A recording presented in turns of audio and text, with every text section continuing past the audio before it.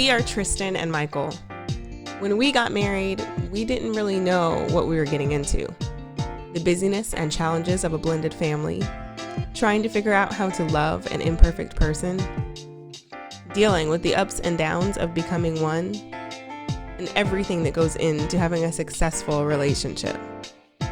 Let's learn how to heal, how to forgive, and how to grow. This is Fused. On today's show, and like all this stuff was painted in an image inside this tomb. You go look at that tomb like, man, this is a great guy. He was this, that, and the other. But in my mind, I'm like, you know what? He really didn't embrace his story. Like they have power over, well, I'm not going to get attached, or I'm not going to trust him because of the last dude or the last chick. And you are holding yourself captive to this person that is no longer even in your world, in your life. And they should not have that much power over any of us. Right. So that made me think, like, you know what? This really is Facebook and Instagram back in 2000 BC. Okay. I'm empowered. I'm bold. I don't have to be bothered with the people that are whispering, because it might have bothered me before, but I don't have to mess with them because I have a bigger mission.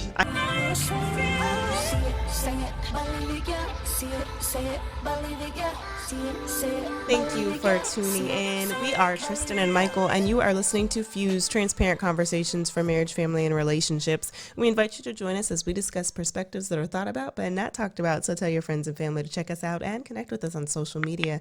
Join the conversation by emailing us at info@fusedmarriages.com. All right, Michael, what are we getting into today? Yeah. Just welcome the people back. Season 2, episode 2. We all in it. All the way. Hopefully they enjoyed the first episode of season 2. Yes. If you haven't, go check it out. Yes, check it out. Subscribe. Let your friends know what's going on here. Absolutely. Because we have a lot more to come. Absolutely. Drop us a comment too. Something, you like something, you have a question about something, or you know what, just have a topic idea, even whatever it is, just drop us a comment. We like to hear feedback from you guys. No doubt. All right. So today I was watching a movie on Netflix, a documentary actually on Netflix, right? And the documentary was about these archaeologists basically looking in Egypt for just different artifacts and kind of discover the history. Egypt has a lot of history.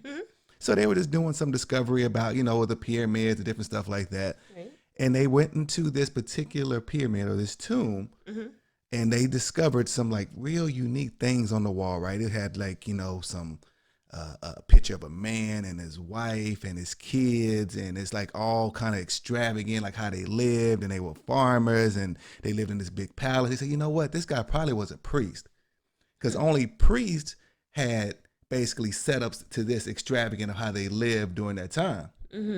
So they said, you know what, we need to find this body. Okay. That's what they do. It's kind of weird, but like they're trying to understand history. And this history goes back, or this pyramid goes back to 2000 BC.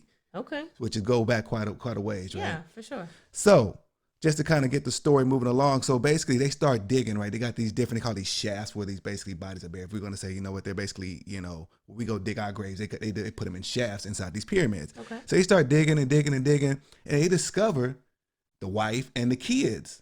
But the wife and kids, they're kind of just like literally standing straight up in this shaft, which is abnormal for what this particular setup is, right? They normally are wrapped in some nice extravagant cloth and wrapping and kind of preserved in a different way. They got like either a stone or wooden coffin, mummified. Right. They didn't have none of that. Okay. They were like, hold on, who are these people?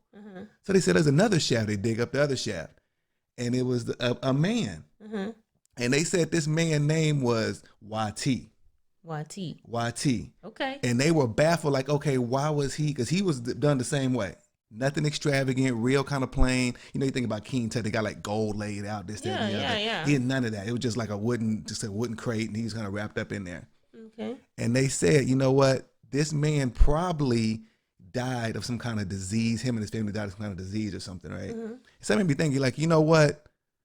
This really is Facebook and Instagram back in 2000 BC. Okay.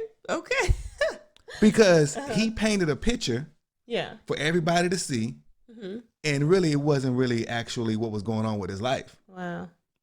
So I was like, okay, man, this is weird, right? It's 2000 BC. You know what? So a lot of us, I'm looking at, we got to like wrap our minds about who we are.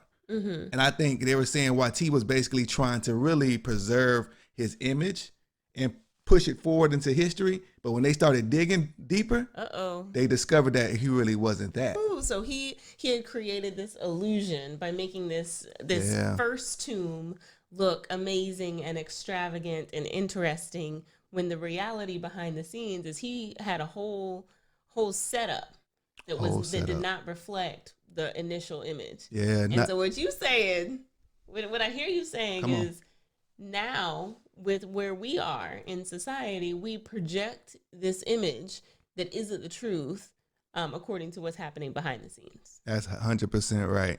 And it's like, the thing about it, we got to figure out how to embrace our story. Wow. And that's really the topic we want to talk about, is like the importance, right? Because you're like, how does that we play into, we're going to tie it into like relationships and how it all fits in, whether it's just family relationships, romantic or whatever, husband and wife, but like about embracing your story about who you are. Okay. Ooh, let's jump into that. Okay. Thank you, YT. Yeah, YT. So check it out. It's very interesting. So watch the whole thing about YT. They said, you know what? He didn't walk straight. He had something wrong with his knees.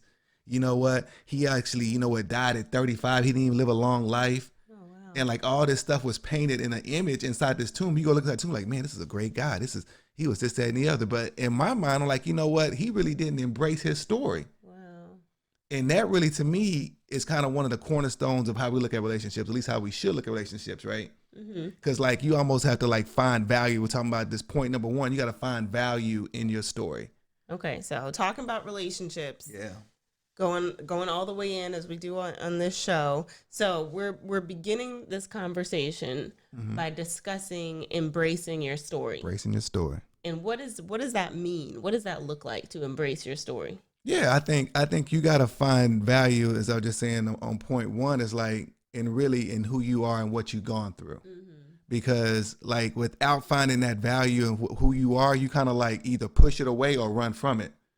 And like some people are kind of like, they're not necessarily embracing every aspect of who they are because they're kind of either ashamed of it. They don't want people to know about it. Or it's like, it's something going on psychologically. Say, you know what, man, that's really not me, but it is you because you've gone through it. Yeah. I think a lot of people fear the rejection or the ridicule for some of the experiences that they've had in their life. Right. So going with what you're saying as it pertains to relationships, I think sometimes there's this kind of fear of, man, I've made so many mistakes. How can I have what I want when all the things that I've done are trailing me? So I think that's a really interesting perspective, is because you lose a part of your identity. If you decide, hey, I'm just starting from here, it's not that you can't move forward, but it's that stuff that was behind you really has formed you. It really has made you. I know we were recently, as you all know, we do premarital counseling, and we were recently talking to a couple, and they didn't really want to talk about their history. They didn't want to really talk about like what happened, embracing the past. And my fear for them and for any of us is that when we don't talk about it and we don't allow our spouse or our partner into that space, that they really don't know us. They really don't know our triggers. They really don't know how we receive love. They really don't know our influences or what got us to this point. It's a detriment to the relationship. You know what I mean? No, 100%. I think what you're saying, and if I'm hearing it, it's the same thing you're hearing, is like, you know what, sometimes we messed up or made mistakes. And it's like, how does somebody really get to know you if they don't know every part of you, right? If you make a mistake and you know what, the idea is that you're trying to overcome that mistake or you have overcame that mistake. It's like, that's just part of you and in your growth experience. And without them understanding like what you've gone through to really like embrace you as a person, they're only embracing the good part of you, not really the whole part of you. Wow. Only embracing the good part. And I wonder too, if that in some way incites like internal fear, like if they knew everything, that kind of, if they knew all of me, they wouldn't love me. They wouldn't care about me. They wouldn't want me if they really knew who I was. So it almost, you're by hiding that past, you're even putting yourself in a prison within the confines of your marriage or your relationship. And I want to speak specifically to those that have gone through divorce. I think sometimes when people go through divorce, they don't even want to recognize that that was a part of their experience other than, yeah, it happened. They don't want to get into, hey, this was the fault that I bear. This is what happened with them. This is why it didn't work. This is what I could have done differently, what should have happened differently. But by not doing that, you're limiting the relationship that you're now in or pursuing because you're unable to really articulate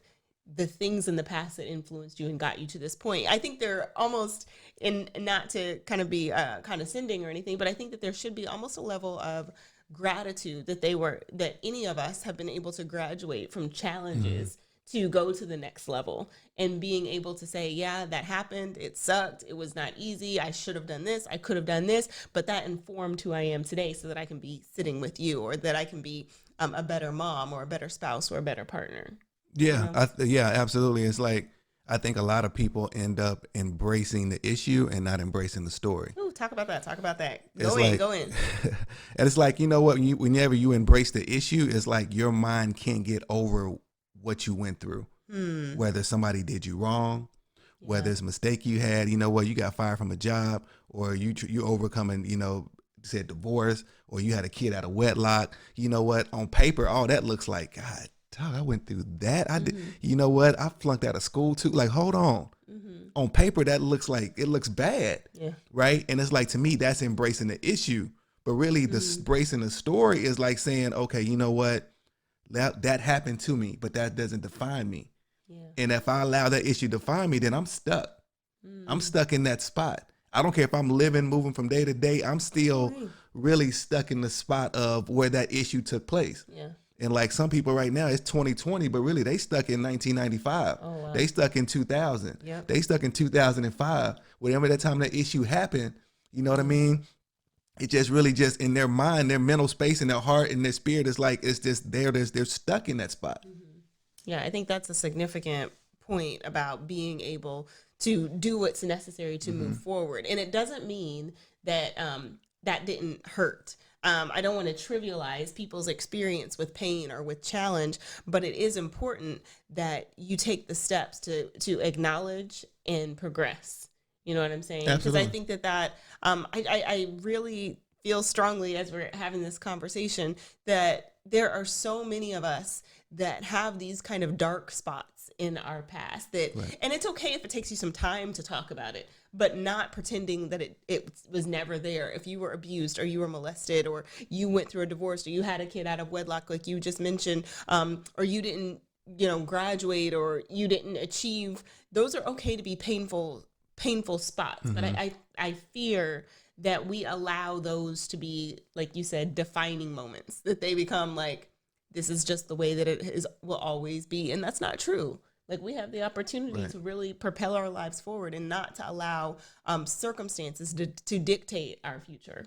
Yeah. And it seemed like, definitely can't. You don't want to dictate your future. It's like, if you don't embrace your story, it's almost like you're giving power to that issue. Oof. And like, you got to figure out how to take that power back, right? Because ultimately you're trying to be a whole person. Yeah. And that whole person is then trying to have healthy relationships. Right.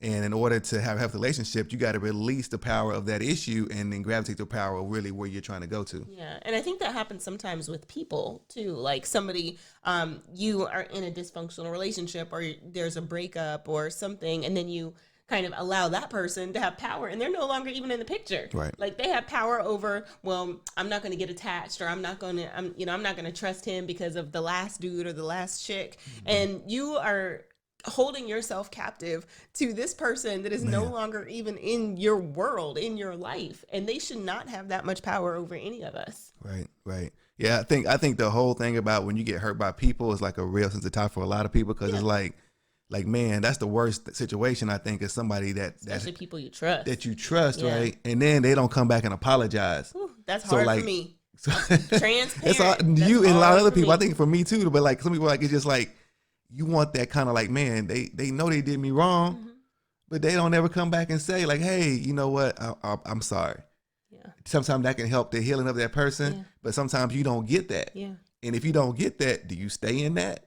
How do you move forward? That's everybody got to kind of figure out how do you move forward. That's tough. And that's a real question. Hey, if y'all have any advice, if y'all been through this and you say, hey, I had to experience this, and this is what I did. Please hit us up, send us an email, put it on our Facebook page, on our Instagram page, because we want to hear from you, because this is a real issue that people really deal with, is when they get hurt, when any of us get hurt, being able to forgive, even if there is no action taken that merits, quote unquote, our forgiveness, our reconciliation of that relationship. And some relationships are not meant to be reconciled, but you still kind of hope what the word is closure. I want closure on this. And if that doesn't happen, that it does create a challenge for future relationships. It does create, like, people can build up walls, both men and women. So this is not gender exclusive.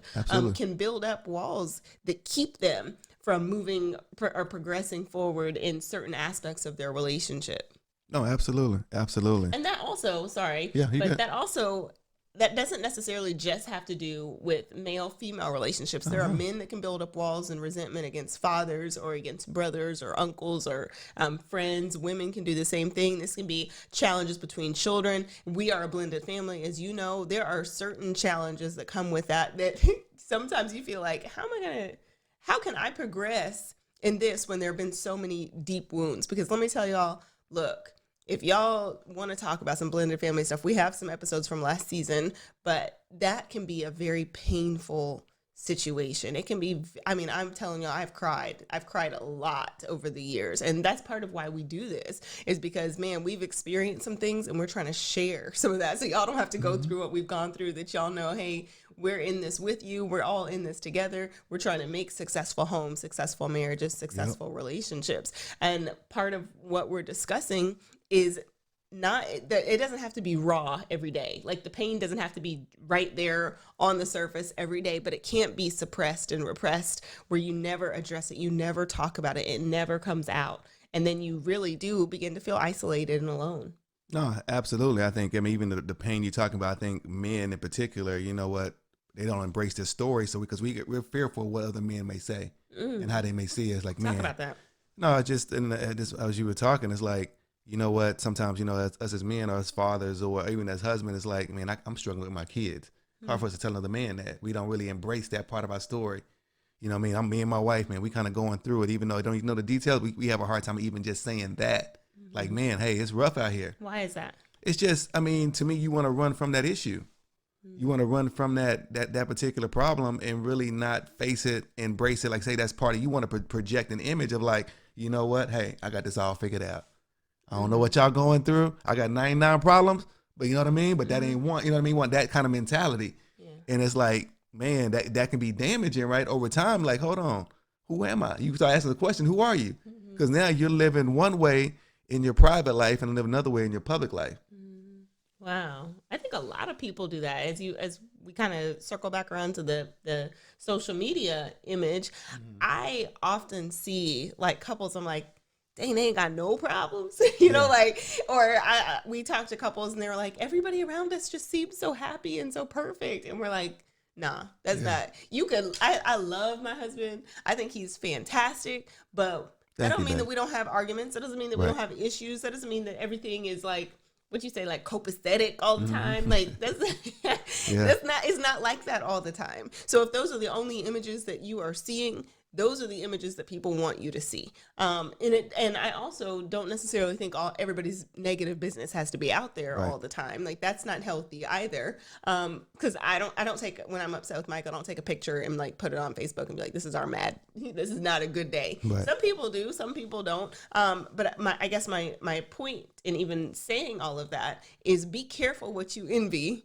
on social media. And I'm sure that most of you have heard that before, but for real, be careful, because the grass is not always greener. I know people that give up relationships because they feel like this is not how it's supposed to be. It's not supposed to be tough. It's not supposed to be hard. It is. It's part of it. It is. Yeah.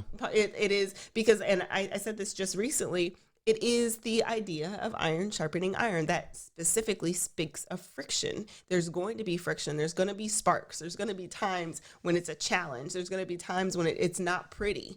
So if all the images that you see are things that are pretty, that's not all that there is to see. That's just all that they're letting you see, like you were saying about the tombs. So anyway, got to throw that out there. No, that's good, man. You broke that down. You broke that all the way down. So talk to me a little bit about the concept of this kind of otherworldliness, this living bigger and badder and better than the rest of society, and particularly how it pertains, because you started talking about men, but I really want to hear about why men feel the urge and the need to kind of have this, I got this all under control persona, and I'm living the good life, I'm living the best life. This is my, or I've heard women say, this is my best life. I haven't heard a lot of fellas say that, but you know, I'm living my best life, when really you crying, you struggling, you know, things are not as pretty as it seems from a male perspective.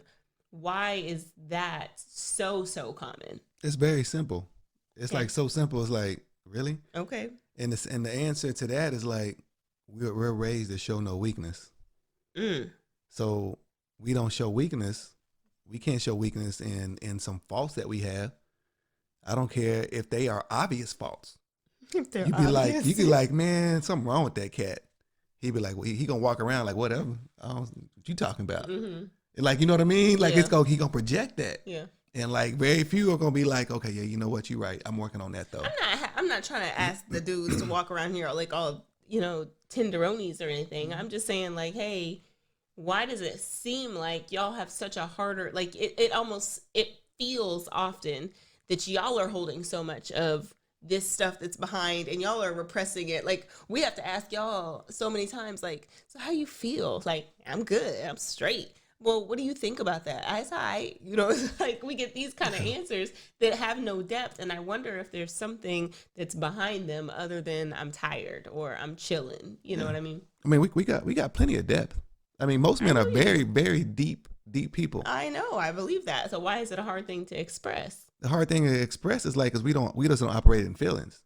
So, and maybe it's another term we should be using of how men operate. But feelings is not one of the primary things that men operate in. Men are going to operate in some actual practical kind of what they see, right? And then if I can project what you're seeing in me, then feelings don't even come into play. So I'm going to project, you know what, strength, power. We got somebody like that that's in, you know what I mean, that's governing us right now. He projects that. I'm just saying, I mean, we talking about it is what it is. Okay, it is what it is. He projects that. Okay, yeah. But in reality, you know what? He got some stuff that he's dealing with too. You know, when his wife snatched his hand away, that hurt. I don't care what you are. You see, everybody see it on TV. Seeing her snatch your hand away. Yeah. You know what I mean? I don't care. He would never admit to that. He would never show that it hurts. I know any guys that if a woman snatched her hand away, that he'd be like, you know, yeah. All right, so I'm just saying, but like that's an obvious example that we all have seen and kind of play out of what, you know what, that macho kind of strength. I got all the answers. You know what? I don't care what the experts are saying. None of that. I'm going to get me on sidetrack because I'm about going somewhere. But like, I ain't going to go into that. But I don't care what nobody else is saying. I got all the answers. I think it's funny because like you use that example, but I know there are a lot of us have seen like our fathers try to fix stuff without directions. like they gotta, I know how this works. I know where this goes. Like, nah. And like 2 hours later, I remember one time you were trying to put together a speaker. Do you remember this? Oh man, tell it. Go ahead. We were trying to go somewhere, and I was so frustrated. And Michael was like, "Oh man, it's just gonna take a second." And like maybe about an hour and a half later, he was still trying to get this thing. And Michael is the type that once he starts a project, he's not gonna let it beat him. He's like, "No, I'm gonna finish this. I'm gonna get this done." I was so frustrated because he was intent on fixing it without the directions. And I think like, once I was like, Michael, we're looking at these directions. Like I started reading them out loud because he wouldn't read them. So I had to read them out loud, and he pretended like he wasn't really paying attention, but I knew he was paying attention. Yeah, I need some help. And within like 15, thank you for saving me. 15 minutes, you had that speaker. I was like, see, this dude right here. But I think that's what you're talking about is that image like, nah, I got it. I can do it. That projection, and it bleeds over into social media, and it bleeds over into like, hey, I got to have this car because I got to look like the part. I got to take pictures with money in my hand because I got to look like the part. I got to have this certain jewelry or this certain lady or this certain stuff because I got to look the part, and I find that interesting because I wonder what it is, how it's being replicated for our children and our children's children, how the boys are looking at these figures on television, or these athletes or their fathers or their cousins or the dudes on the corner or whomever. And they're saying, okay, that must be what power looks like. That must be what strength looks like. So then they're replicating what they're seeing, even though they don't realize it's really emptiness. And that goes for women too. So I just, that's something to ponder on. So if you have some comments or you have something you want to share with that, hit us up. But I do also kind of want to talk about this idea of learning from our mistakes. So many of us won't share our testimonies, as they say in the church, but our experiences.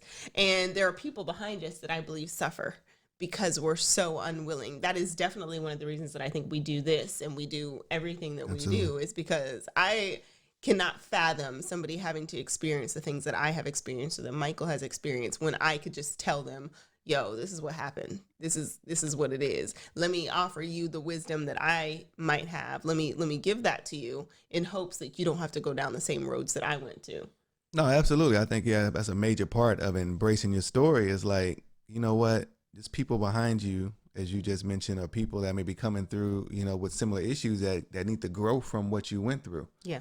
And it's like, if you don't embrace your story, you'll never look back and say, you know what, maybe I can help somebody, because you're still trying to really overcome it or ignoring it even to the aspect like, you know what, you're going to allow somebody else to go through that same issue. Yeah. If you've been through divorce, maybe you should help somebody that's going through divorce. Yeah. If you had a kid out of wedlock, maybe you should help somebody had a kid out of wedlock. Yeah. You know what, you've been struggling with your kids, maybe you should help somebody else you see struggling with their kids.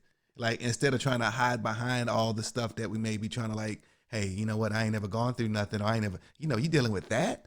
How you allow your kid to do that, but your kid did something similar? Right. You know what I mean? So it's like, you got to be careful, because like, hey, you know what I mean? Because I think we have ownership really of not just us overcoming it. This is my personal belief, but helping somebody else overcome it. Yeah. So like, and part of that is like, you embrace your story, kind of really allows you to facilitate that idea of that. And there's a freedom in sharing, because what you do is you're giving the keys to somebody else, like what you're saying. So I've unlocked me, and I'm handing off the keys so that somebody else can unlock themselves. Because when you don't do that, you're encouraging captivity. You're encouraging people to hide and to be ashamed of the things that they experience. And I'm going to say this, and folks might get upset, but I feel like that happens so often in the church, quote unquote, the church as a whole, is there's a shame attached to, sin, or there's a shame that's attached to history, or there's a shame that's attached to any number of missteps in your life, no matter how big or how small. You're scared to share them because you think that people are going to ridicule you or they're going to judge you. And sadly, that happens. Sadly, it's that you hear, there are the whispers like she did what? Did you know? All of that. So we got to do better, folks. We just got to do better. But we also can't not share because we're so scared of the people that are going to say something, because we got to do better. But on the other side of that, some folks are just some folks. Okay. They just going to do what they've been doing. And you got to be strong enough within yourself and go get your strength where you need to. If you need to talk this stuff out, if you need to journal, whatever you need to do, go get that strength so that you can be like, all right, I'm empowered. I'm bold. I don't have to be bothered with the people that are whispering, because it might have bothered me before, but I don't have to mess with them, because I have a bigger mission. I have to help somebody, No, I think, man, you just kind of hit on a whole lot. It's like, to me, part of embracing your story is taking away the narrative of somebody else telling the story. So like, if I embrace my story, then the whispers, you know what, they can whisper. I already told it. I already didn't accepted it. I'm already trying to claim, hey, I'm trying to get better than what I was. Yeah. But if you don't embrace it, either, you're running from it, you get some kind of, people, the whispers, I think, will matter more then. So I think that's just something people keep in mind. Are like, okay, hey, you know what, if I embrace it, I take control of the narrative, I'm trying to then redirect really exactly the direction of what I'm trying or people to see about me. Yeah, I love that. Taking control of the narrative, making sure that you own yourself and that nobody else owns you, because that's what happens. That's what happens when we allow people to say whatever it is that they want to say, do whatever it is that they want to do. So, and I think that happens a lot in entertainment too. I guess that's going to be my last point, but I think that happens in a lot of entertainment when stuff like comes out. PR directors will tell you, okay, you need to get in front of the camera. You need to say something. Or in court, okay, you need to get on the stand. You need to advocate for yourself. And I think this is part of that self-advocacy and what that looks like in today's society. So we know that our experiences really are critical to really helping people evolve. And by not sharing our experiences, by not sharing the things that we've gone through, not just us, but all of us, by not sharing, we are literally locking people in a sort of slavery because they don't feel free. They don't feel like they can share this. And so I think that there's some onus on us to be receptive, to be welcoming, to be transparent ourselves so that other people have the freedom and feel like, hey, I can share. My experience was similar, or I have something a little different, but they don't seem like they're going to condemn me or they're going to judge me or they're going to ridicule me. So you were talking kind of about, the whispers of the crowd, and by us telling our story, it stops the narrative of everybody else. Yeah. No, that's so good about, you know what I mean? I think you just got to make sure that,